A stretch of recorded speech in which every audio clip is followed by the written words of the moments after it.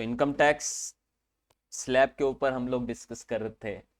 Last class में हमने old slab के बारे में पढ़ा था कि अगर आप एक इंडिविजुअल हैं तो आपको, अगर आप ओल्ड स्लैब का चयन करते हैं आईटीआर फाइलिंग करने में, तो आपको किस हिसाब से कितना टैक्स देना होता है।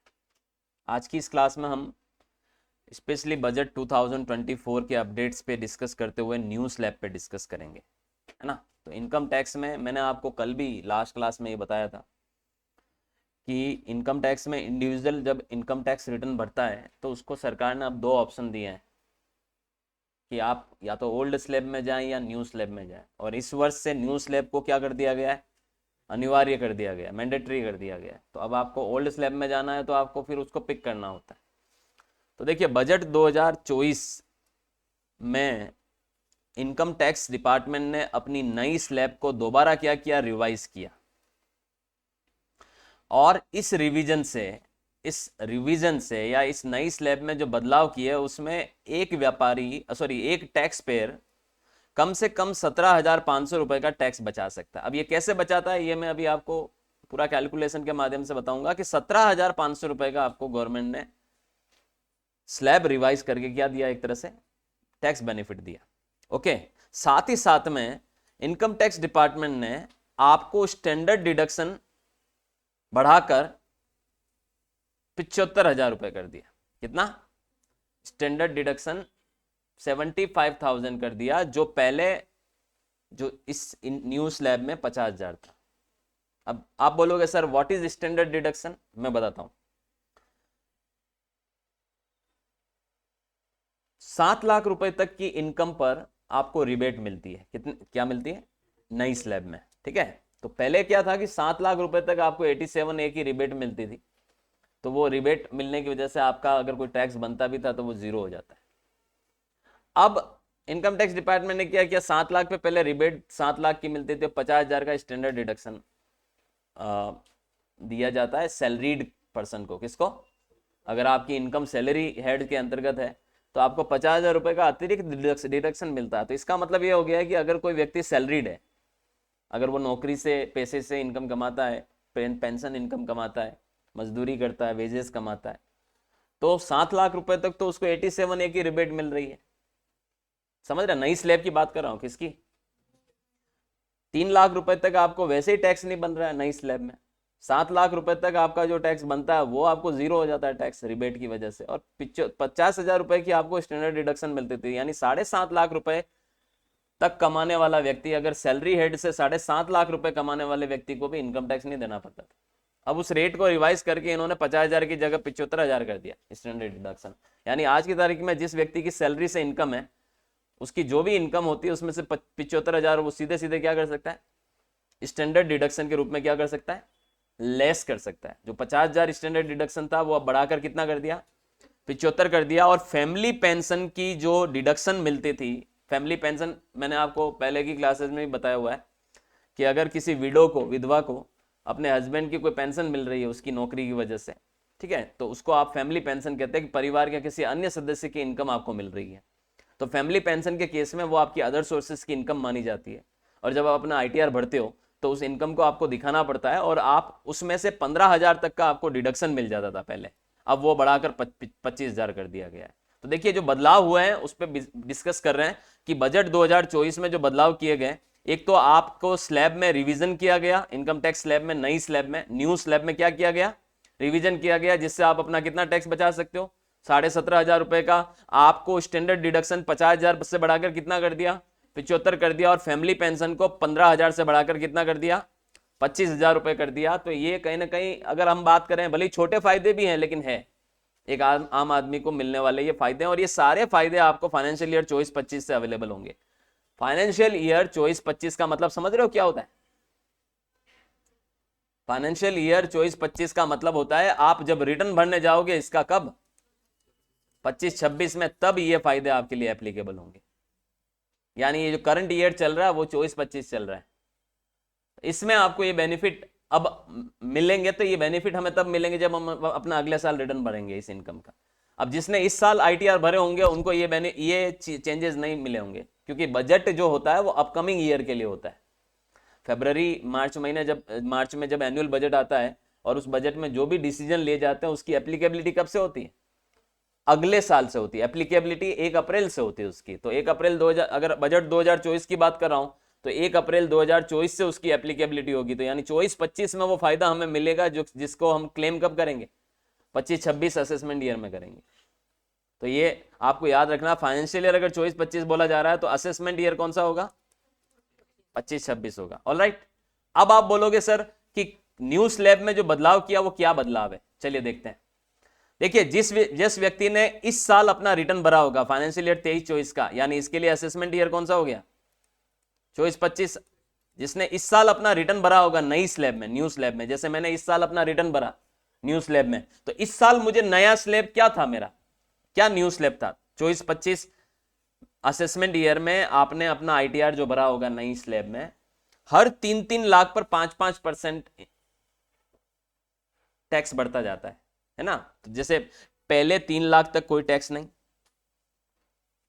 3 से 6 लाख तक 5%, 6 लाख से 9 लाख रुपए की इनकम पे 10%। ये न्यू स्लैब है। हमने पिछली क्लास में ओल्ड स्लैब पे बातें की थी, आज की इस क्लास में नई स्लैब पे बातें करेंगे। और एक और बात बता देता हूं, ये आज अभी हम लोग अगस्त महीने में चल रहे हैं, तो नॉन ऑडिटेड एसएससी जो होते हैं इंडिविजुअल और एचयूएफ, उनका तो आईटीआर बढ़ने की डेट निकल चुकी है जुलाई में, 31 जुलाई। तो एक तरह से देखें तो ये जो स्लैब है उसका समय क्या हो गया है? खत्म हो गया है। अब आपको याद इसको करना है, आगे वाली स्लैब को जो मैं अभी बताऊंगा। ठीक है, तो 6 से 9 लाख तक 10%, 9 से 12 लाख तक 15%, और 12 से 15 लाख तक 20%, और 15 लाख से ऊपर पे 30%। 25% की स्लैब नहीं होती है, बाकी हर 3-3 लाख पर 5-5% बढ़ रहे थे। ये इस साल जिन्होंने रिटर्न भरे हैं वो इसी हिसाब से भरे हैं। जैसे मैंने भी इस साल अपना आईटीआर भरा तो वो इसी स्लैब के अनुसार भरा। क्या है वापस बताओ? फाइनेंशियल ईयर 23-24 के लिए आपने जो आईटीआर भरा होगा 24-25 में, 31 जुलाई 2024 से पहले पहले इनकम टैक्स रिटर्न जो भरे गए हैं इंडिविजुअल द्वारा, उसमें अगर नई स्लैब को ऑप्ट किया गया है तो वो नई स्लैब ये है कि 3 लाख जीरो से लगाकर 3 लाख रुपए तक 0%, 3 से 6 लाख तक 5%, 6 से 9 लाख तक 10%, 9 से 12 लाख तक 09 से 12 लाख तक 15%, 12 से 15 लाख तक 20%, और 15 लाख से अबोव जाने पर आपकी इनकम पर आपको 30% टैक्स देना पड़ेगा। ये समझ में आया?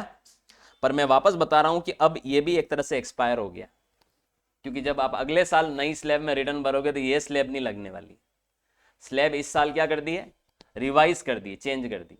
क्या कर दी? चलिए मैं एक एग्जांपल से आप दोनों स्लैब के बीच का डिफरेंस बताता हूं आपको, ध्यान देना, बहुत इंपॉर्टेंट है। न्यू स्लैब के डिफरेंस हम कैलकुलेट करेंगे। ठीक है, यहां पर आप ये मान के चलो ये असेसमेंट ईयर 24-25 में आपकी स्लैब चल रही थी, और अब अगले असेसमेंट ईयर में आप कौन सी स्लैब से आईटीआर भरोगे वो भी हम देखने वाले हैं। राइट, ध्यान से देखना। न्यू स्लैब जो थी, जो इस साल जो रिटर्न भरे गए, जीरो से लगाकर कितने लाख की? 3 लाख की। अब 0 से 3 लाख का मतलब 3 लाख पर 0%, यानी what ever the amount, 0 amount. दूसरी स्लैब क्या थी? 3 से 6, इस पे 5%, यानी इस 3 लाख का 5% कितना होता है? 15,000, यानी 6 लाख रुपए तक की इनकम पे 15,000 टैक्स। तीसरी स्लैब 6 से 9 लाख, एल का मतलब लाख, 10%, यानी इस 3 लाख पे आपका 30,000, यानी 9 लाख रुपए तक की इनकम पे कितना हो गया? ये जुड़ता जाता है, एक्यूमुलेट होता जाता है, 45,000। चौथा स्लैब क्या था?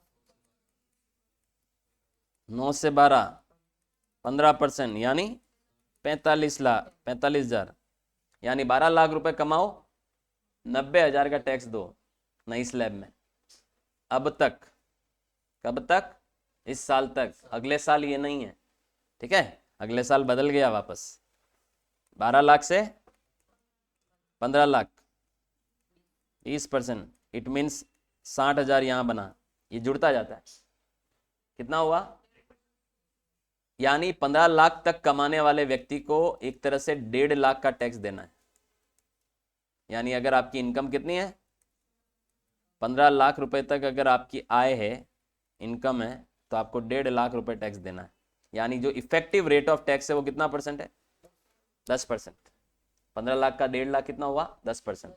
यानी भले ही रेट बदल रही है, लेकिन जो finally effective rate of tax आ रही है वो हमने 10% देना है। 15 लाख रुपए तक की आय, अगर 15 लाख तक आय है तो 10% tax, effective rate of tax आया अपना। ठीक है। इस साल जिन्होंने भी अपना इनकम टैक्स रिटर्न भरा नई स्लैब में, उन्होंने इसी आधार पर भरा। अब देखिए इस स्लैब में क्या किया गया, रिवीजन किया गया, रिवाइज किया है इस साल से। बजट 2024 में इसको रिवाइज किया गया है फॉर द असेसमेंट ईयर 25-26 के लिए, यानी फॉर द फाइनेंशियल ईयर 24-25 के लिए। एंड रिवीजन क्या है इसको देखते हैं हम लोग, ध्यान से देखना। इधर मैंने ये 24-25 फाइनेंशियल ईयर की आपको स्लैब रखी है। 3 लाख तक जीरो, यानी यहां सेम आप देखिएगा। पहली स्लैब क्या है, 0 से 3 लाख तक 0%, यानी अमाउंट 0, यानी पहली स्लैब सेम है। दूसरी स्लैब है 3 से 7 लाख पर 5%।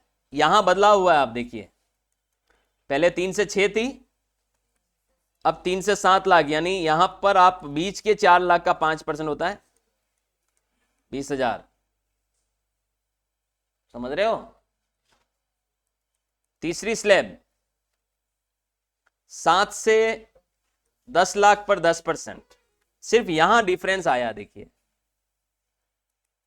7 से 10 लाख पे 10%, यानी यहां 30,000, यानी 10 लाख रुपए तक कमाने वाले को अगले साल सिर्फ 50,000 रुपए का टैक्स देना। नॉट अ बिग मैटर यूं देखे तो। इनकम जो हम लोग दबाते हैं या छुपाते हैं, अगर 10-12 लाख कमा रहे हो तो मुझे नहीं लगता आपको छुपानी चाहिए, दिखानी चाहिए। उसका कारण है कि एक तो टैक्स इतना नहीं देना पड़ेगा, क्योंकि आप सोचिए ओल्ड स्लैब में जाओगे और 10 लाख की इनकम डिक्लेयर करोगे, 1,12,500 का टैक्स बनेगा ओल्ड स्लैब में। पिछली क्लास में पढ़ा था ना। और नई स्लैब में और अगले साल जब हम रिटर्न भरने जाएंगे तो सिर्फ 50,000 का टैक्स बनेगा। और ये टैक्स भी अगर आप एडवांस टैक्स के रूप में, सेल्फ एम्प्लॉयड और एडवांस टैक्स के रूप में टुकड़ों टुकड़ों में देते हैं तो ज़्यादा भार आएगा ही नहीं। हर 3 महीने में 12.5 का चेक पकड़ा दो ना, क्या है। हालांकि ऐसे नहीं करते हैं, उसमें भी रूल होते हैं ना, 30%, 45%, 75% ऑफ द एडवांस टैक्स और फिर 100%। बट हाँ, ज़्यादा इतना बड़ा मैटर नहीं है, आदमी कमाई दिखा सकता है। कमाई दिखाने के बहुत एडवांटेज भी बनते हैं। क्या बनते हैं?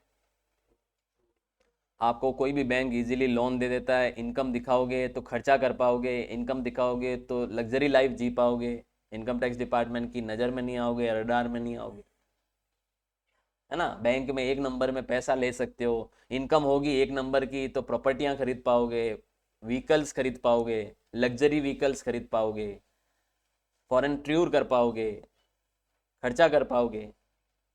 वाइट का पैसा वाइट का पैसा होता है। वाइट का पैसे में कभी दब के नहीं चलना पड़ता है। और ब्लैक की मनी में क्या होता है, हर कहीं नहीं खर्च कर सकते ब्लैक का पैसा, है ना, वो पकड़ा देता है हम लोगों को। 10 लाख से, अब देखिए चौथी स्लैब 10 से 12 लाख। चौथी स्लैब वापस यहां बदली है, 10 से 12 लाख। देखिए यहां पर अब आप देखिए, पहले तो इसको याद करना भी बहुत आसान था, है ना। 0 से 3, 3 से 6, 6 से 9, 9 से 12, 12 से 15। अब इसको याद करना थोड़ा सा कॉम्प्लिकेटेड हो गया।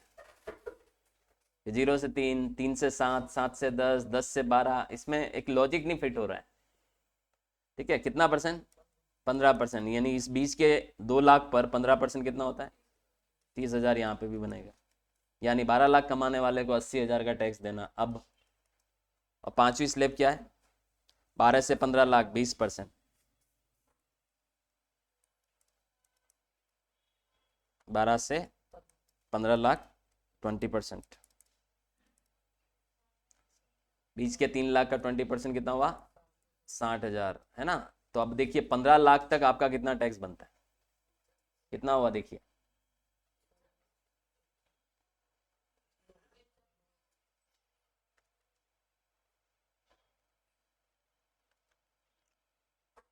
और इसमें देखिए मैंने एक स्लैब और लिखना भूल गया यहाँ पे, अबो 15 लाख 30%। अब वो कितना भी हो सकता है, ठीक है ना, यहाँ पर भी अपन लिख देते हैं छठी slab above 15 lakh that is 30%। लेकिन आप यहाँ देखिए 4 लाख का 5% 20,000, यहाँ पर 3 लाख का 10% 30,000, यहाँ पर 2 लाख का 15% 30,000, और यहाँ पर 3 लाख का 20% 60,000। टोटल मिला के हो रहा है कितना,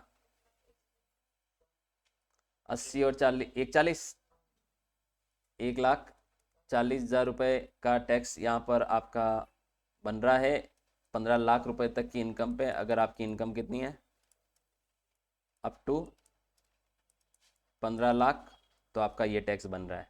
तो दोनों के बीच का जो डिफरेंस आ रहा है आप देख सकते हैं, डिफरेंस आ रहा है 10,000 रुपये, है ना। कितना आ रहा है, 10,000 रुपये का डिफरेंस आ रहा है। ये आप लोग इसका स्क्रीनशॉट ले लीजिए, फोटो ले लीजिए, इंपॉर्टेंट।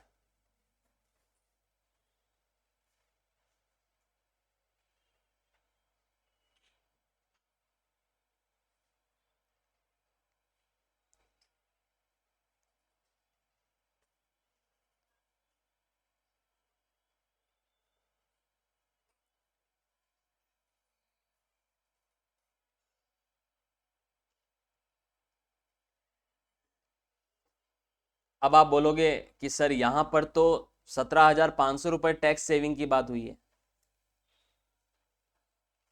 बोलोगे ना, तो वो कैसे आया, क्या बोला अभी, कि अगर आपका इनकम टैक्स डिपार्टमेंट ने क्या किया, टैक्स को रिवाइज किया है, और टैक्स रिवीजन से आप कितना टैक्स बचा सकते हो, 17,500 का। तो जबकि यहां तो हमारा डिफरेंस सिर्फ 10,000 का दिख रहा है। अभी आपने सिर्फ 15 लाख रुपए की इनकम ही देखी है। अब आप स्टैंडर्ड डिडक्शन में जो बढ़ोतरी की है गवर्नमेंट ने, उसको भी कंसिडर करिए। सोचिए अगर आपकी सैलरी की इनकम होती और आपकी पूरा, देखिए आप ये 24-25 तक नई स्लैब में आपको स्टैंडर्ड डिडक्शन सिर्फ 50,000 का मिल रहा था। तो 50,000 का मतलब ये हो गया है कि अगर 15.5 लाख रुपए की इनकम है, उसमें से 50,000 क्या हो जाते हैं, माइनस हो जाते हैं, और फिर 15 लाख रुपए इनकम बचती है, और उस पर आपका टैक्स बनता 1.5 लाख का।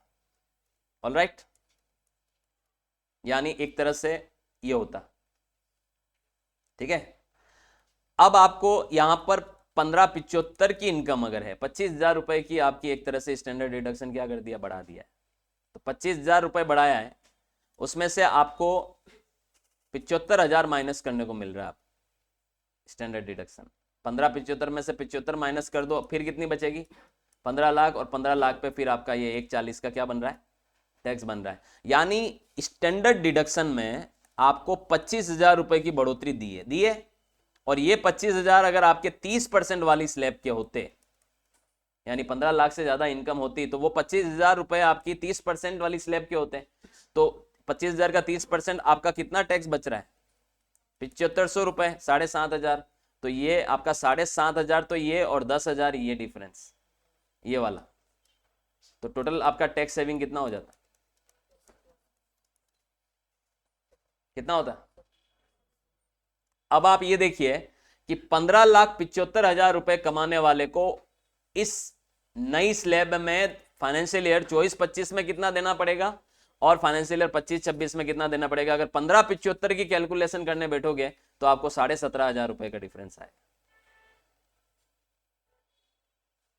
कितना आएगा, 17,500, क्योंकि 15,75 की इनकम होती, सोचो 50,000 का डिडक्शन ले लेते पूरा इसमें 24-25 तक, मतलब इस साल जो रिटर्न भरा असेसमेंट ईयर, तो 50,000 का डिडक्शन लेते, 15,25 बचता, 15,25 पे आप टैक्स निकालते, और इधर 15 पे ही टैक्स निकालते हैं, तो फर्क 17,500 का। इसलिए कहा गया 17,500 का टैक्स आप बचा सकते, क्योंकि स्टैंडर्ड डिडक्शन में भी क्या की गई है, नई स्लैब में बढ़ोतरी की गई है, जिस पर आप 2,500 रुपए का टैक्स बचेगा अगर आप 15 लाख से ज्यादा की इनकम वाले ग्रुप में हो तो। सो ओवरऑल 2,500 नहीं, सॉरी, कितना, 17,500 का, है ना, टोटल 17,500 रुपए आप बचाओगे। ऑलराइट, क्योंकि वो 25,000 बढ़ोतरी जो की है वो 30% के हिसाब से आपका 7,500 का टैक्स बचाएगा, है ना। फोटो ले लिया, आगे बढ़ते हैं। So this is the slab. अब देखिए, अब मेरे को इसको याद करना है न्यू स्लैब को, जो मैं अगले साल रिटर्न भरने जाऊंगा। तो आंख मीच करके बोलो, 0 से 3 लाख 0%, 3 से 7 लाख 5%, 7 से 10 लाख 10%, 10 से 12 लाख 15%, 12 से 15 लाख 20%, और 15 लाख से ऊपर 30%। स्टैंडर्ड डिडक्शन कितना मिलेगा? 75,000 रुपये मिलेगा। फैमिली पेंशन अगर दिखा रहे हो अदर सोर्सेज की इनकम में, तो उसमें से कितना माइनस कर सकते हो डिडक्शन के रूप में? 25,000 रुपये। याद रखना, कितना? 25,000 रुपये। ठीक है, आगे बढ़े।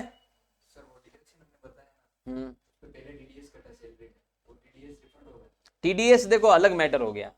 टीडीएस आपने बॉस ने जितना काटना था उतना काट देना है, ठीक है। वो टीडीएस तो आपके लिए एक तरह से एक्स्ट्रा जो एडवांस टैक्स, जो एडवांस टैक्स के रूप में सरकार के पास पड़ा हुआ है। आप जब रिटर्न भरने बैठोगे तो वो कैलकुलेशन टीडीएस जो कटा है उसको आप साइड में रखो, समझ रहे हो।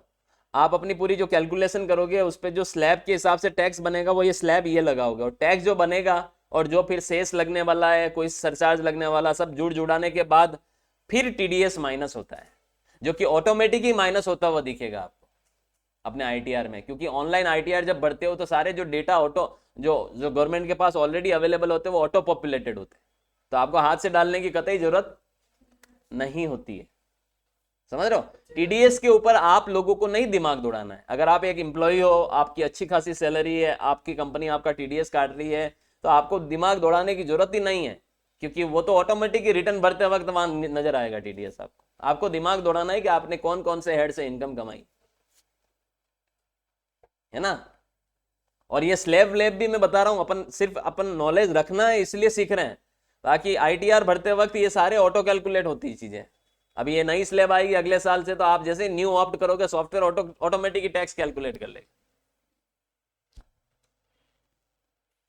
पर पता तो होना चाहिए, सारी चीजें सॉफ्टवेयर के भरोसे नहीं बैठना है, हमें नॉलेज तो होना ही चाहिए ना। यहां तक समझ में आ गया है? इसके आगे हम अगली क्लास में बात करें। Thank you so much.